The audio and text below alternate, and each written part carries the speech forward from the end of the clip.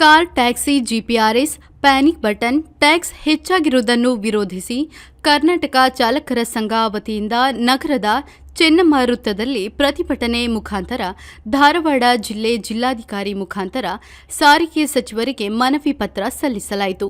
Bus, car, TT ವಾಹನಗಳಿಗೆ ಜಿಪಿಆರ್ಎಸ್, panic button ಮತ್ತು tax ಅನ್ನು ಅತಿ ಹೆಚ್ಚು ಮಾಡಿರುವುದರಿಂದ ಇವುಗಳನ್ನು ಅಳವಡಿಸಿಕೊಳ್ಳಲು ಸರ್ಕಾರದಿಂದ ಆದೇಶ ಹೊರಡಿಸಲಾಗಿದೆ. ಇದನ್ನು ಅಳವಡಿಸಲು ಸಾಧ್ಯವಾಗುತ್ತಿಲ್ಲ, ಏಕೆಂದರೆ ಉಚಿತ ಪ್ರಯಾಣ ಗ್ಯಾರಂಟಿ ಯೋಜನೆಯಿಂದ ನಮ್ಮ ಟ್ಯಾಕ್ಸಿಗಳಿಗೆ ಪ್ರವಾಸಿಗರು ಯಾರೂ ಬರುತ್ತಿಲ್ಲ. ಇಂತಹ ಪರಿಸ್ಥಿತಿಯಲ್ಲಿ ಈ ತರಹದ ಆದೇಶವನ್ನು ಪಾಲಿಸಲು ಸಾಧ್ಯವಾಗುವುದಿಲ್ಲ. ಸರ್ಕಾರದ ವತಿಯಿಂದ ಎಲ್ಲ ಟ್ಯಾಕ್ಸಿಗಳಿಗೂ ಉಚಿತವಾಗಿ ನೀಡಬೇಕು ಹಾಗೂ ತ್ರೈಮಾಸಿಕ ರೋಡ್ ಟ್ಯಾಕ್ಸ್ ಕಡಿಮೆ ಮಾಡಬೇಕು.